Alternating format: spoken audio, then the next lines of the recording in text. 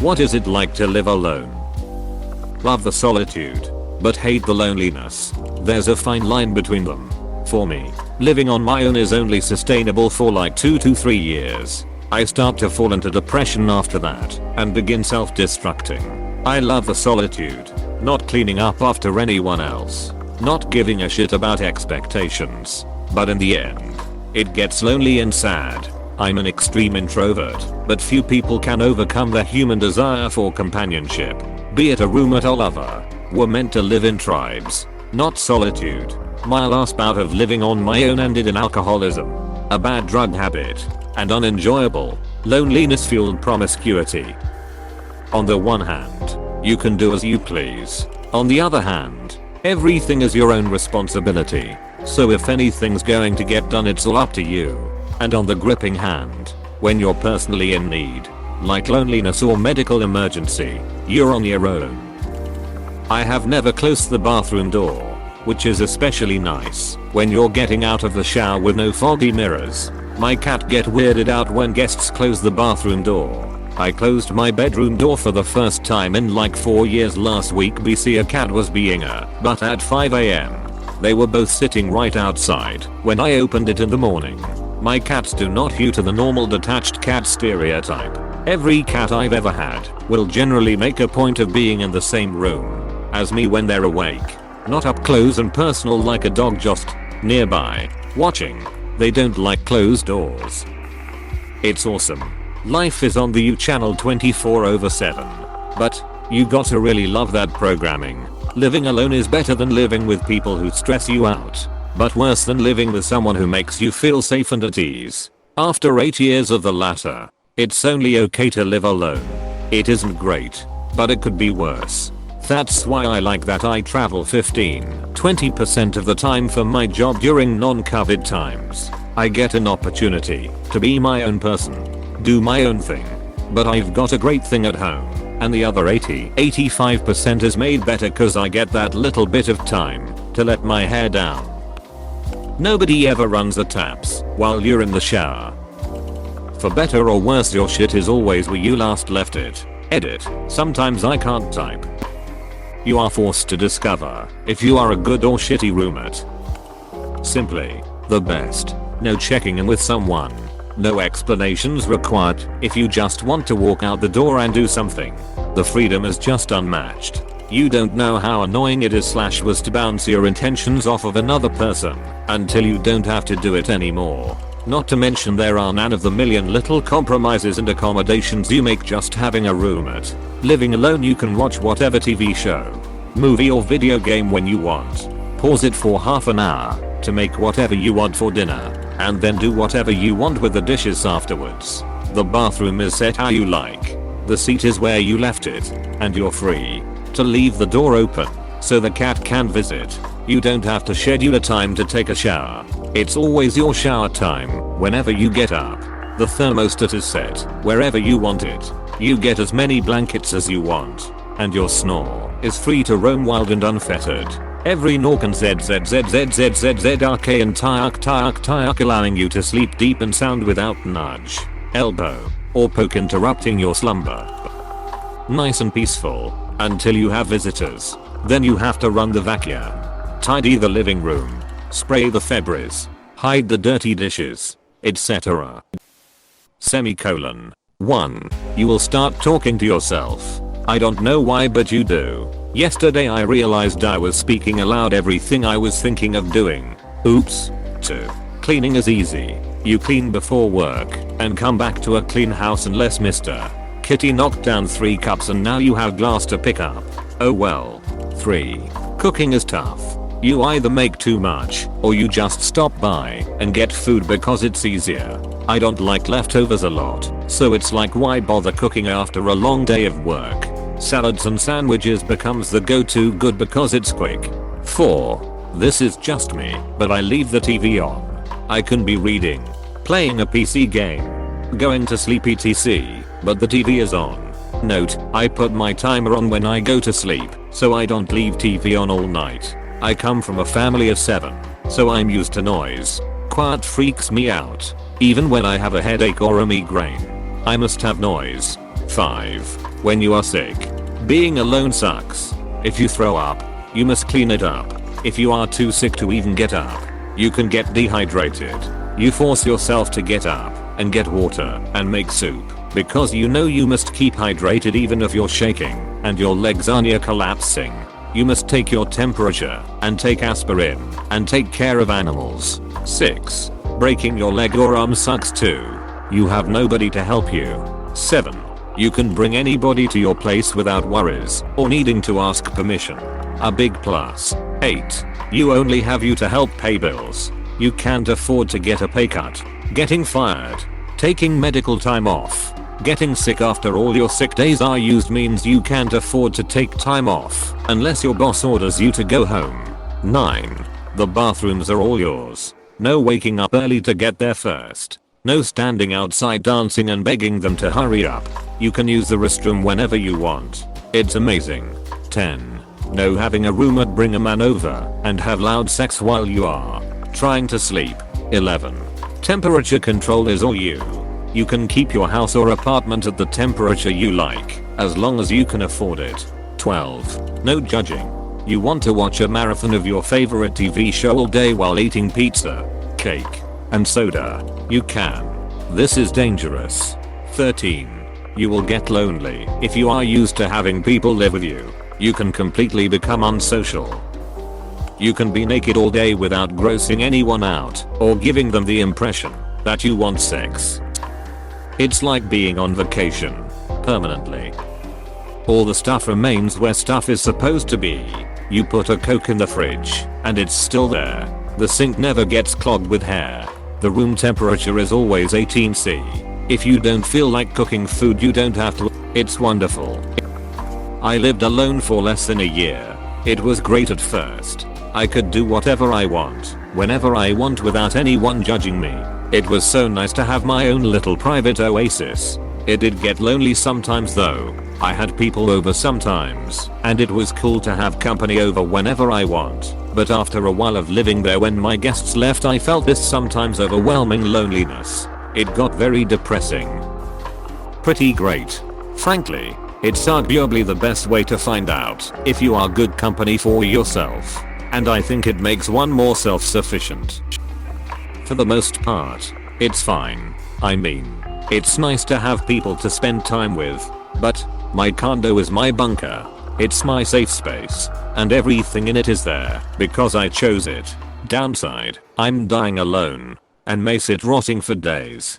Plus, you can't blame people for leaving stuff out or spilling Lego to find with your feet. But, yeah, everything is the way I like it, and if it isn't, still my issue to deal with. It's pretty nice. I don't have to clean very often, since I try not to make messes in the first place. Back when I had roommates I had to clean constantly, so I much prefer living alone. Positives. 1. Nobody leaves dirty dishes in the sink. 2. You don't have to feel awful if you leave a dirty plate once a week. 3. You can stay naked 24/7. 4. Bathroom is never busy. 5. You can masturbate in the kitchen and nobody cares. 6. You can play Barbie girl on your phone loudly. 7. You can use all space you want. 8. Nobody ever breaks your things. Negatives. 1. There's no one to watch Farmer Wants Wife with. 2. No one to potentially cuddle with. 3. You can't borrow things from roommates. I think I have a unique perspective on this topic. I'll try to be brief. I'm 46, have 3 grown children, and a granddaughter. I married my high school sweetheart at 18. She was pregnant with our oldest. I moved in with her at 17 years straight out of my mother's very narcissistic and controlling home. Fast forward almost 30 years. My divorce was final last June. I've been on my own since last January. First time in my life living alone. At 46, I'm all over the place. Emotionally, it's incredibly liberating to make every decision, only having to consider myself. It's also very stressful and difficult. It's lonely as hell for someone like me, but it's also incredibly introspective. I've learned so much about myself, my mental illnesses, my behaviors and their root causes, things I'm having trouble with after just over a year, motivation to do just about anything but sit smoke, eat and drink.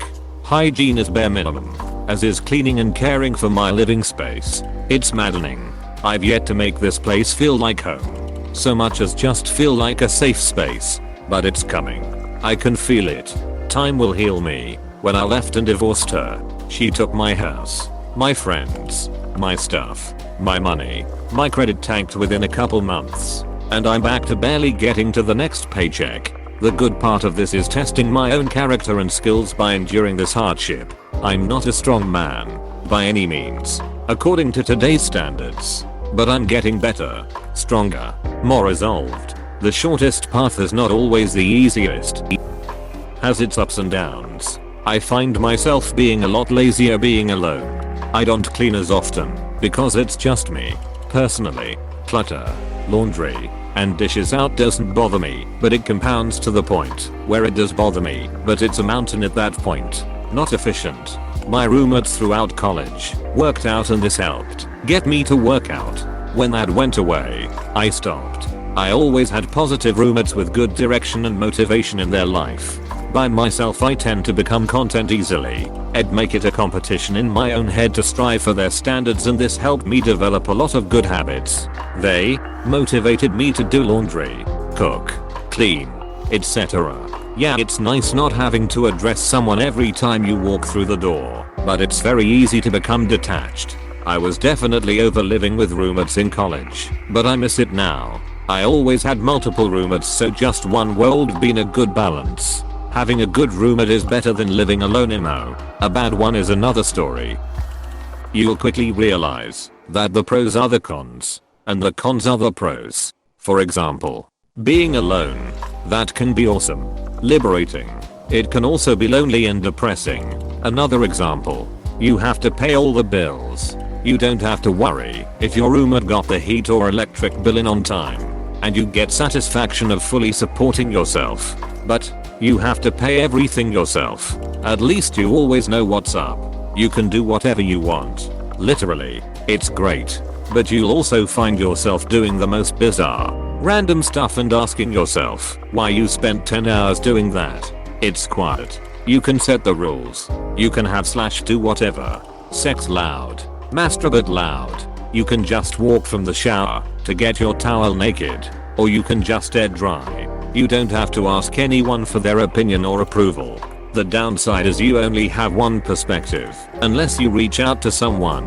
Also, it's remarkable how much random stuff weighs us down, or tethers us up in some way, subconsciously. When we live with other people, there is a lot you don't think about, really ever, that plays a huge role in the way you conduct yourself when you're around others. You'll find a whole lot about yourself when you live alone, and what matters most to you. You can focus your life and energy on what you want to do. And very importantly, don't forget to be social. I actually heard this quote from Reddit a long time ago from a similar post. When you live alone, it's remarkable how fast time flies. You can go months without seeing anyone before you realize. Make sure to keep in touch with those you love. Don't be closed off to having guests/roommates/sos. But also don't be quick to submit your solitude to others. If it's not really what you want, opt. If you're thinking of doing it and can, go for it. Exclamation mark. Exclamation mark. For me, it's bad for my mental health. Combined with my job, which already left me isolated, I started to feel like I was in prison eventually, because weeks could go by without me talking to people. Multiple factors were at play, but that's the effect it had on me. I spent the first 47 years of my life living with people. Been living on my own the past 6. At first the silence and autonomy was weird, but now I love it so much I honestly can't imagine ever living with another human again. Obviously COVID has made it a little trying, but I'd prefer the occasional pang of loneliness to the never-ending compromise, noise and mess of sharing my space. I've been alone since my wife passed away in 2015. It's been a hard adjustment, because I miss her every second of the day. However, I try and stay busy and focus on doing the things I love. The hardest time is after dinner, because this is when we would sit down in the den and sit next to each other and talk. I move near my daughter and get to enjoy her and my grandkids whenever I want, and that's been wonderful. Overall, living alone would not be my first choice, but I'm determined to make the best of it. I read a comment that talks about how nice and peaceful it is when you're alone and thought I'd jump in with the other side of that.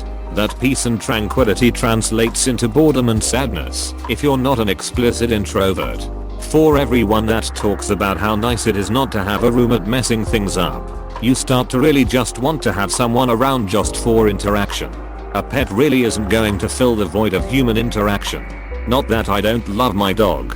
It has been a problem for me, because then when I have tried to move in with girlfriends in the past, I don't have a lot of experience dealing with someone else in my living space. Living alone really doesn't prepare you for the necessary compromise and frustration of being around people. And avoiding such things only conditions you to further distance yourself from others. Yup, totally agree. When there's another person, I would strive to keep them happy. This can have its downsides obviously, but when it's just me, I cold and careless, and that's also problematic. An example is keeping things tidy and looking good. I'm not a type A person, but when my house is on the cleaner side and I'm cooking, doing laundry, etc. consistently, it positively impacts my life outside of the apartment. I feel like a lot of people try too hard to make the other person happy. I could easily tell my boyfriend is like this, so I really try to pull opinions and problems out of him for stuff he doesn't like. It was like pulling teeth at first to get him to admit not liking the way something goes. But we've made progress. I'm someone who isn't afraid to voice an opinion and try to change things, but I'm very scared whoever I'm with will just comply and slowly resent me. I really need someone to give their input, and I find a lot of guys don't like to be seen they don't care when they actually do to a degree. I'm 34. I've been living alone. Well, I have 2 dogs for the past 2 years after never having done so before that. After I moved out of my parents' house, I've always had at least one roommate or lived with a girl I was dating. Things I've noticed when living alone. I almost never wear clothes now. I always shit with the door open. I rarely use cups, since I pretty much drink right out of the container. I have practically zero motivation to clean, unless I'm having company over. Before, I was always the neat roommate. I guess it was just other people's shit that bothered me. Having to do everything by yourself sucks. Not just paying bills, which definitely does suck, but stuff like walking the dogs, going grocery shopping, making the bed, etc. I also get lonely when I'm watching a funny movie or sporting event on TV and have no one to share it with. The freedom to do whatever you want is very nice. I no longer have to worry about sharing the TV, watching dumb shit I have no interest in, my speakers being too loud, waiting for my turn to use the washing machine, meeting people I don't want to, etc. This is my favorite part, tbh. I don't have to wait for my GF to fall asleep so I can watch anime or move my PS5 into my bedroom because my roommate has a date in the living room. Dogs are perfectly acceptable replacements for people.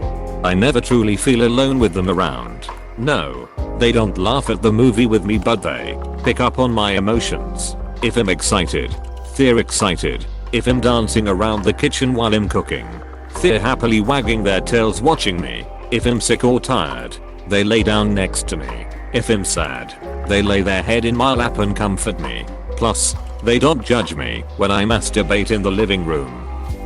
I moved out of my shared apartment with my boyfriend late last year. It is the first time I've ever lived alone in my whole life. It was very strange at first, and so much quieter than I expected. It's taken me a long time to get used to it. Like others have mentioned, it is great most of the time being able to watch whatever you want, eat whatever / whenever you want. But a lot of the time it is very lonely. There's no one to talk to unless you have pets and talk to them, which I do, but it isn't the same. Exactly this. I lived with a flatmate and my partner, and then mid-lockdown my flatmate left and my partner and I broke up. It's so quiet. I speak to so many people online, but the silence at home is both wonderfully peaceful and profoundly bizarre. Oh, an askreddit, that applies to me. At first it was ducking fantastic. I could pee with the door open, walk around naked, make as much noise as I wanted really without judgment. That was August. Now the fact I moved into a new city with no friends has hit me, and coming home to no one is the loneliest feeling ever. And on top of that, as a woman in her early 20s, I get kinda scared when I'm out places at night knowing if I don't show up at home, there's no one to be worried. Maybe if you aren't depressed and morbid it's more fun, who knows. If you enjoy watching these videos, make sure to hit the subscribe button and like this video. Thanks.